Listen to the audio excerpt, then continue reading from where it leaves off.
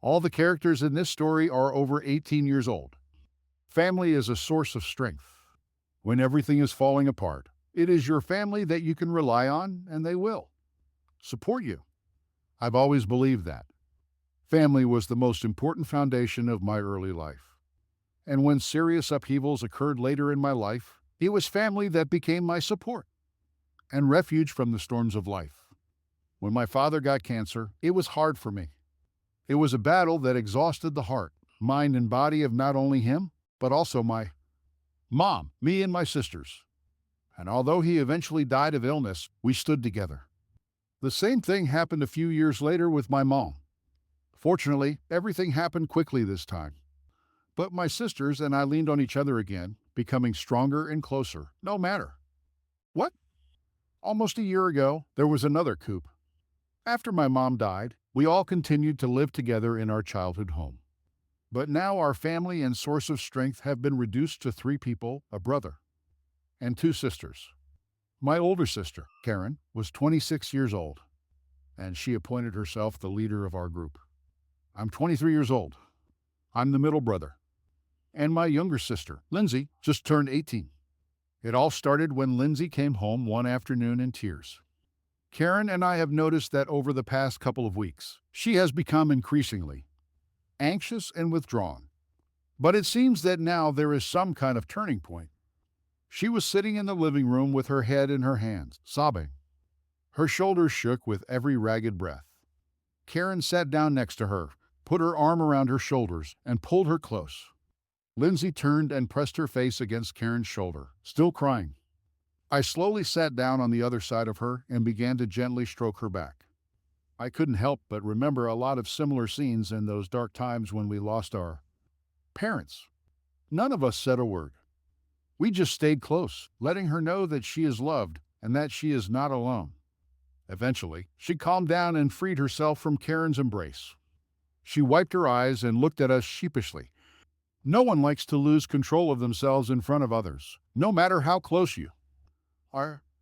In her deep breath, she told us the news. A stunning piece of news that will soon change our whole lives. She was pregnant. She had suspected this for 2 weeks, but it had just been confirmed. 100% confidence. It was a shock, of course, but that wasn't the end of her news. She definitely hadn't planned for something like this to happen, but she was actually excited and resigned to the idea. However, she broke the news to her boyfriend this afternoon, and he had a completely different reaction. First, he categorically demanded that she have an abortion immediately. In her opinion, this option was not considered. She wanted to keep the baby. Then he resorted to threats, saying that he would deny his involvement. He even threatened to harm her if she told anyone. She was devastated. We were all stunned. We actually liked this guy, and we thought he was a good, honest, and reliable guy. How things are changing. He told her that he didn't want to see her anymore and didn't want to hear anything about her. At that moment, she started crying again and turned to Karen, who hugged her and stroked her hair. It's going to be a difficult situation, but we'll handle it together, like we handle everything in the world. She'll probably have to put off going to college for at least a year. But that's okay. Since all three of us lived together in a house that was paid for, our expenses were low. Karen and I both worked, and we could provide for Lindsay during her pregnancy and make sure she gets on the right track. We told her about it, and despite the fact that the shock and bitterness of the days, events still weighed heavily on her, she seemed to cheer up. Over the next few months, things mostly stayed the same. There were 4 bedrooms in our house, so we decided to turn the 4th into a nursery. It was an amazingly happy time for all of us. We felt that the whole family, not just Lindsay, was going to have a baby. We talked about the future every night. We would love this child so much. Mom, aunt, uncle. It wasn't the most traditional house, but it was better than many others. We went shopping together for children's clothes, a crib, toys, books. We sat and read a book with children's names and argued about our loved ones. Lindsay always had someone at the reception, either Karen or me. The doctors got to know all of us and provided incredible support in our situation. In the 8th month of pregnancy, everything became a little more real. Lindsay has always been a petite girl. At the age of 18, when she became pregnant, she was 155 centimeters tall and weighed about 50 kilograms. She had long blonde hair that fell to her shoulders and a thick, athletic build. Now, about 8 months pregnant, she has become a different person. She gained about 20 kilograms, and almost all of them were on her huge belly. Moreover, she looked extremely awkward. Her back hurt when she got up or walked. It was difficult for her to take a comfortable sitting position. She even found it difficult to get out of bed in the morning. Karen and I helped as much as we could and tried to support her as much as possible. But it was getting harder as she became more irritable. We all hoped that the baby would be born prematurely. At 8 months old, she seemed ready to give birth. Day after day, we were preparing to go to the hospital. We were ready to be woken up at any time of the day. We knew it couldn't go on like this. And yet, despite all our hopes and wishes, the pregnancy went on day after day, week after week. When we reached the 9-month milestone, Lindsay became ridiculously large. She got into the habit of putting ice packs on her nipples because they were very painful and hypersensitive. Her belly was like a globe, and watching her walk was like watching a globe trying to walk. Her nerves were on edge, and she was happy, angry, crying, and back again. We all tiptoed around her and prayed that the end would come soon. The 40-week deadline has come to an end. We were all convinced that she should have given birth a few weeks ago. We were in our 42nd week now, and we weren't going to stop. Unfortunately, since we were all convinced that everything would be over by this time, Karen agreed to a week-long job outside the city. We assumed that Lindsay and I would change diapers ourselves and everything would be fine. But now the bulk of the responsibility will fall on my shoulders. Take her to the hospital, be with her during childbirth, arrange all the documents, insurance, and all other details that may arise. Early Monday morning, I drove Karen to the airport and then returned home to pick up Lindsay and take her to her last doctor's appointment. I helped her get to the car, sat her down on the seat, and somehow managed to fasten her seatbelt. All this time she was snapping at how rude and inconsiderate I was. I didn't see it, but I let her take out her anger on me. On the way to the doctor, the radio was too loud, the air conditioner was too cold,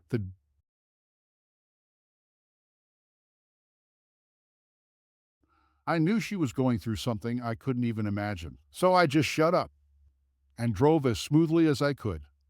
As soon as we arrived at the doctor's office, I helped her out of the car and go inside.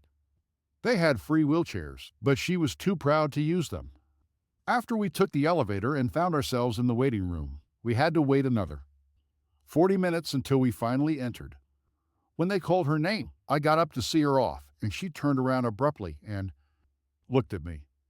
I was confused, as I had already gone to the doctor with her many times. However, this time she was adamant that she didn't need me. I shrugged and sat down to wait again. It took a full hour before the door opened, and I saw Lindsay return to the waiting room. She didn't look happy, and I didn't press her. I just helped her back into the car, and we went home. I wanted to know what it was about. I knew she was going to ask about what she was being forced to do, but she made no attempt to bring me up to speed, and I didn't want to be told off again, so I just drove. Not a word was spoken in the car during the entire trip, and as soon as we got home, she immediately went to her room and closed the door. I chalked it up to another hormone intake during pregnancy and decided that she would tell me everything I needed to know when I needed it. It turned out that this would happen in less than an hour. I was in my room and working at my computer, with my back to the door when I heard a light knock and then the sound of the door opening. I turned around when she entered my bedroom. She was looking at the floor, or, most likely, at her stomach. She folded her hands in front of her. I asked carefully if everything was okay. She just nodded and continued to stand in place. I was waiting. Finally, she raised her head, and I saw tears in her eyes. She said she was sorry and burst into tears. I jumped up and crossed the room to her, sat her down on the edge of the bed, and hugged her. I told her that everything was more than fine. I didn't mind and understood that she was coping with an unbearable situation. She nodded, and when I hugged her tightly, she finally stopped crying and looked into My eyes. When I asked her what the doctor had said, I asked if they had talked about inducing labor. She shook her head and looked like she was about to burst into tears again. They said that the baby is healthy and will be born any day now. They said the same thing last week and the week before that. They don't want to do artificial labor because of the possible side effects. They told me to just wait, but I can't, she said and burst into tears again. I held her closer to me and stroked her hair. There must be something that can be done to speed up the process, I suggested. At these words, she nodded again and looked into my eyes again. I saw something. Hope? Unwillingness. I couldn't figure out what it was.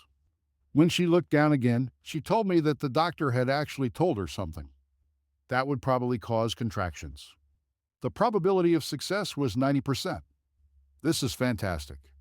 I blurted out, "What's the matter? Let's do it today." She stared at me for a long time before looking away and lowering her eyes again. "What is it?" I asked again. She remained silent. "Lindsay, what's the matter?" I asked again. "You'll think I'm crazy, and you're probably going to be mad at me," she said. I took her by the shoulders and took her at arm's length to look into her eyes. "Listen, no judgment. I know you're not crazy. There's nothing that could make me mad at you. I love you and I will do anything for you," I said. Her eyes filled with tears again, and then she hugged me as tightly as her bulging belly would allow. She put her head on my shoulder and started talking. Maybe it was easier than looking me in the eye while she was saying what needed to be said. "The doctor told me that there are a few things that help a little. Long walks, spicy food, but they are not so reliable. But he told me that there is something that is almost guaranteed to help immediately. He said the reason I didn't go into labor was probably because I hadn't done it all. This time." As I listened, I couldn't figure out what she was talking about. We've all read books. What did we miss? And then she detonated the bomb. He said I needed to make love. There's something about the hormones that are released and the pressure and something else. That's why I was so upset when we left, because I didn't have anything that could help me. But then I started thinking that maybe she paused. Now I understood what she was getting at, but I still couldn't believe it. She sat in silence for what seemed like a very long time until she spoke again. This time much quieter, almost in a wisp stylisty. I couldn't figure out what she was talking about. We've all read books. What did we miss? And then she detonated the bomb. He said I needed to make love. There's something about both hormones that are released and the pressure and something else. That's why I was so upset when we left, because I didn't have anything that cooled me. But then I started thinking that maybe she paused. Now I understood what she was getting at, but I still couldn't believe it. She sat in silence for what seemed like a very long time until she spoke again. This time much quieter, almost in a wisp. "I'm sorry. I shouldn't have asked. Don't hate me." I pulled away from her again so she could see my eyes. "Oh, Lindsay," I began. "I don't hate you. I'm surprised. That's all. If that's what you need, then of course I'll do anything." She looked up at me again as if searching for something. "Are you sure?" "What is it?" she asked. "Are you sure?" I asked in response. She nodded vigorously and started laughing. She told me that it didn't mean anything and that I should treat it like a medical procedure. I nodded, but then I thought a little more. "Actually, Lindsay, I do not know if this will work. I don't think I could turn off my mind and just do things like that. For this to work, I need to be active, which means that everything has to be real. Are you sure you're okay with all this?" I asked. She nodded again. "Of course. I just thought you might be shocked. But trust me, I want this as much as ever, and I'm going to be totally passionate about it." She said, "I already had a hard-on when we started talking about it, but I wanted to clarify something else. It means we're going to have foreplay." With these words, she dispelled all my doubts by bending down and cupping my face. I was not ready and even jumped a little. She pulled back and laughed. It was incredibly sweet. I pulled her back to me for a kiss, and this time I was ready for it. I stopped for a moment to admire me, pulled her back to me for a kiss, and this time I was ready FO. Opt for a moment to admire my pregnant sister sitting on the bed in front of me. Her skin was flawless, milky white. But for Pink, a reel is the size of silver dollars. This girl has grown up quickly. I got up and picked her up from the bed. When she got up, I knelt down, put my hand under her big belly and behind her back. I got up and led her to the bed. I pushed her from behind, and she climbed onto the mattress. Gradually, we stopped moving, and I just knelt down behind her. Her face was flushed and sweaty. Her eyes were shining, and her breath was hot as I lay down next to her on the bed. I reached out and put my hand under her head, just lying next to her, enjoying her warmth and the waves of pleasure we had just experienced together. My little sister, this beautiful expectant mother. It was at that moment that a revelation came to me. I was in love with her. I always knew I loved her. We loved each other. But now I realized that it had grown into something more. It may have been the catalyst that brought these feelings to the surface, but there was something deeper at the heart of it all. I knew that this could not be a one-time experience that would help her start childbirth. I was sure that this was just the beginning of a long and passionate love. I knew most people wouldn't approve of it because we were brother and sister, but I didn't care. The only problem may be Karen. She'll be gone for a few more days, and that will give Lindsay and me more time to enjoy each other, but she'll be back. Exactly how things will change. Would she understand? The only problem may be Karen. Would she have tried to stop us? That's when I realized that I loved Karen no less. And I had an irresistible desire to be with her the same way I had just been with Lindsay. I also wanted to make love to my older sister just as much. I wanted to taste her and feel her body. I wanted to be inside her and feel her body. I wanted to be inside her and feel the same. I wanted to feel my love to my older sister just as much. I wanted to feel her body. I wanted to feel it. I wanted to be inside her and look into her eyes when we reached the heights of pleasure. Together. I wanted to make her happy. I couldn't lose any of them. It was then that I made the decision that no matter what, I would find a way to keep the three of us together. We were a family. We were about to have a baby. I turned around and looked into Lindsay's eyes. Her breathing steadied, and she looked at me for a long moment in which I saw satisfaction. Then she leaned over and kissed me. It was slow and gentle. While our lips were pressed together, I reached out and gently stroked her cheek, brushing away a stray strand of her hand around and looked into today's eyes. Her breathing steadied, and she looked at me for a long moment in which I saw satisfaction. Then she leaned over and kissed me. It was slow and G. Eventually, we got out of bed. She went to the bathroom, and a few minutes later, I heard the sound of running water in the shower. I thought about joining her in the shower, but to be honest, I thought there probably wouldn't be enough room, and I didn't want to inconvenience her. I left her room and walked down the hall to the small bathroom, where I washed up as best I could. I washed my hands and face. Then I pulled on boxers and a t-shirt and went to the kitchen to make coffee, leaning against the counter and watching the coffee brew. I wondered if this activity was really enough to make Lindsay go into labor. I thought she was in the shower now.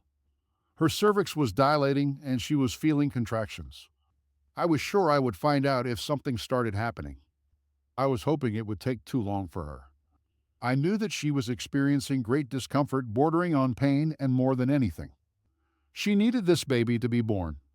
At the same time, I found myself hoping that there would still be time for all this. I enjoyed making love to my sister, and I hoped that we could enjoy it again.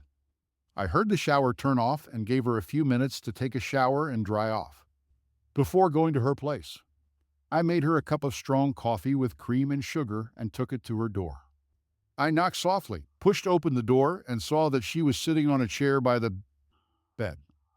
She was wearing a big fluffy bathrobe, and her hair was tied up in a towel turbine. After I saw her covered in fluffy pink fluff, she almost made me laugh. But I quickly came to my senses and handed her a coffee. She thanked me and took a long sip, enjoying the hot, rich, creamy drink, and then put the glass on the table. "Has the baby been born yet?" I joked. She tilted her head to the side, wrinkled her nose, and gave me a sarcastic look. Not yet. Take a look for yourself, she replied and opened her robe with a wide gesture. God, you're damn beautiful, I exclaimed, unable to restrain myself. Shut up. I am an airship, he replied, buttoning her robe again and tying it. I knelt down in front of her. No, listen to me. You're incredible. I know you're big now, but you have no idea how beautiful you are to me. You have always been and always will be like this. I said, I love you. She just looked back at me. I love you too. She said at last. And thank you for helping me. I know it wasn't what you expected from today, but it was fun. Wasn't it? Of course it was fun. It was incredible, I said. I hope it works and I'll go into labor tonight, she said quickly before looking away. When I didn't answer right away, she looked up and met my gaze. Is that right? She said. I really hope that you will be able to give birth soon, I told her, because I know how uncomfortable you are right now. But to be honest, I was hoping that I could help you a few more times. At these words, her eyes sparkled and she smiled gently. You can get as much as you want from me, I said and looked into my eyes as if challenging me. I swallowed hard and bent down to kiss her again. Lindsay was great. We were limited in choosing suitable poses because of her huge belly, but it never got boring. It all started as a way to help a child be born, but turned into something all-consuming. Oh my God. I said, that was crazy. She just giggled and winked at me before moving closer. Gradually, we fell asleep. Brother and sister. Lovers. I think that's it, she said, holding her stomach and breathing through the pain as the contractions subsided. I've been getting worse for the last hour or so. Okay? I stuttered, sitting up and rubbing my sleepy eyes. We have to take you to the hospital. I jumped out of bed and grabbed a pair of boxers from a drawer, pulled on jeans, and then walked around the other side of the bed to help my sister up. I pulled back the sheets and couldn't resist admiring her beautiful figure again. Even though she was lying holding her stomach in pain, I knew it would be over soon. And now my job was to help her in any way I could. Together we managed to turn her over and get her legs off the bed. As I was helping her up, I heard a sound and felt a splash on my feet. I looked down and saw that her waters had just broken. A small puddle of clear liquid formed at our feet, and it flowed down her legs. I quickly grabbed some loose t-shirts to dry her off, then helped her put on her panties and sweatpants before we headed to the car. The next 30 minutes flew by in a blur as we rushed to the hospital to be examined. I was terrified that the baby would be born on the way, and my heart was almost jumping out of my chest. My mind was racing while my body was on autopilot. We arrived at the hospital without any problems, and we were quickly escorted through the waiting room and finally into the delivery room. Around the time the nurse came in and checked the preliminary vital sign, Karen called. She had just arrived home ahead of schedule and was worried about our departure. I berated myself for not calling her as soon as we went to the hospital, but all I could do now was tell her what was going on. She promised to come to the hospital as soon as she could. I looked at Lindsay. She was coping with another contraction while the nurse connected various tubes and wires. I saw that she now had a blood pressure cuff on her left arm and something was dripping, and to a vein on the same arm from a foredrip. I walked around the other side of the bed to give the nurse a little more room to work. I moved closer to Lindsay and began gently stroking her hair. The nurse looked at me and smiled. She's doing great. Is this your first child? What is it? She asked. I smiled back at her and nodded. I didn't even think how that would sound to someone who wasn't in our situation. She probably assumed that I was her husband or boyfriend, at least that I was the father. I didn't want to correct her or go into details. In fact, I really felt like I was becoming a father in a way. Lindsay, Karen, and I would have raised this child. We all loved each other and would have started a family one way or another. The nurse left us alone for a while, and I pulled a chair closer to the bed. The contraction stopped and Lindsay looked at me. She looked amazing. Even with her hair disheveled and her face flushed from exertion, she was beautiful. I asked if I could get her something, but she told me to just stay with her. I assured her that I wasn't going anywhere. We stood there for almost an hour. Her contractions were getting stronger and stronger, and it was getting harder to push through. She took my hand and squeezed it, overcoming the pain. After particularly strong contractions, she was breathing heavily and began to cry. She told me she didn't think she could do it. She was scared, not because of the pain, but because of the life we were thrown into. Caring for a newborn baby. She had another human life on her conscience. I assured her again that she was not alone. Caring and I will always be there for you, and we were in this together. She looked at me with wet, reddened eyes and said in a trembling voice, "What if you meet someone else? You're going to get married. You and Caring will both find other people and leave me. I'm going to be all alone, raising a child. I can't do this." She covered her face with her hands and began to cry. I was sitting there looking at this incredible woman, and my heart was breaking from the pain she was experiencing. I hugged her and didn't let go for a long time until she calmed down, burying herself in my shoulder. Finally, when her crying subsided, I pulled away from her and lifted her face to look into her eyes. "Lindsay, I can't speak for Caring, but I'm not going anywhere." I said, "I love you.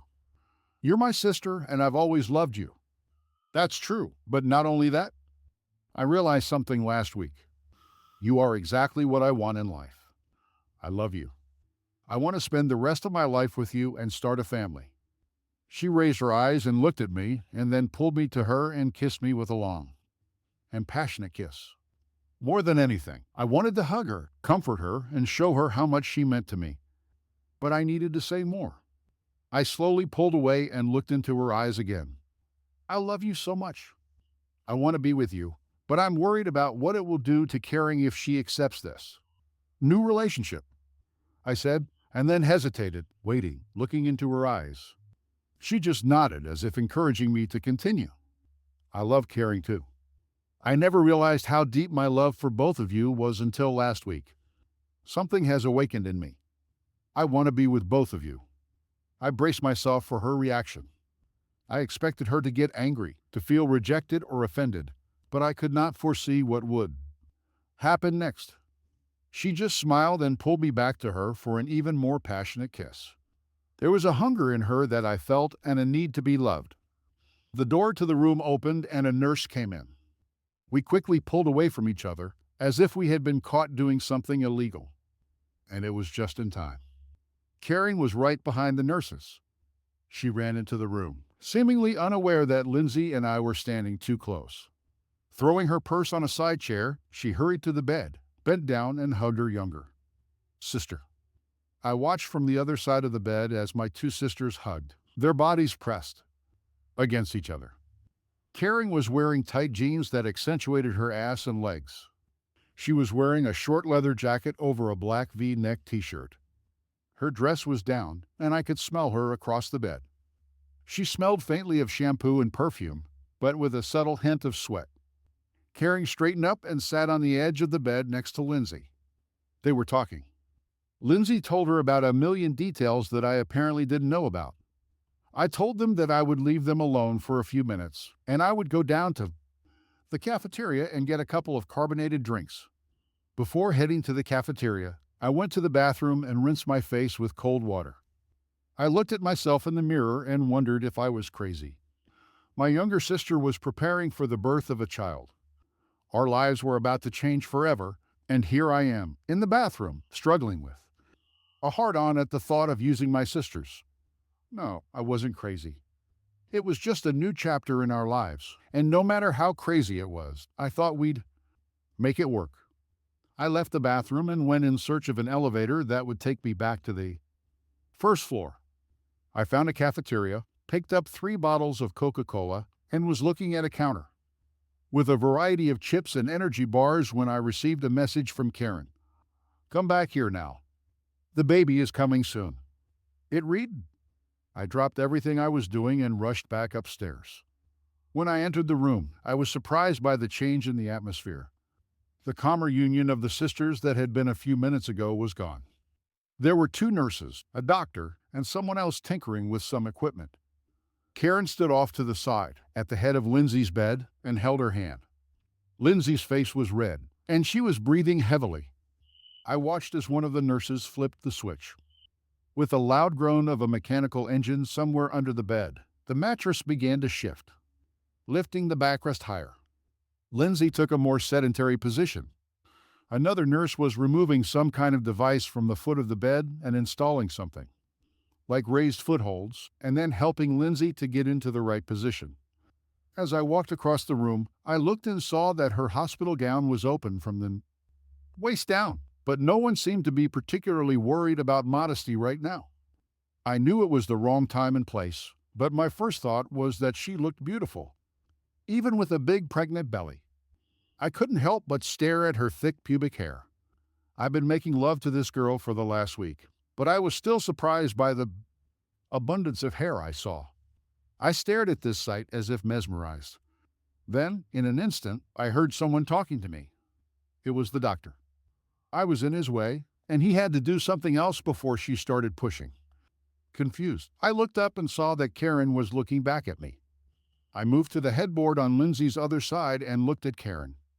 It was a crazy situation, but we were all together. To be honest, what happened next was a blur of sights, sounds, and emotions. Fear, pain, anticipation, joy, more pain. It was a hurricane. I wouldn't be surprised to know that it's only been a few minutes or that hours have passed. I held Lindsay by one hand and Karen by the other. In the end, it was the closeness of the family that gave Lindsay the strength she could draw from. She tried and breathed, and again I tried and breathed. We supported her, encouraged her, praised her. Finally, this moment has come. She was getting weaker. She was just exhausted physically and mentally.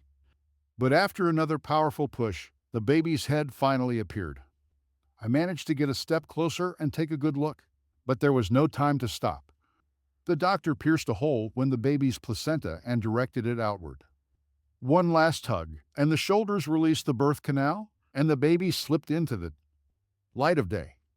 In the middle of a mess of blood and liquid, which I first saw in my little niece, she was so small, wrinkled and dark red and purple in color.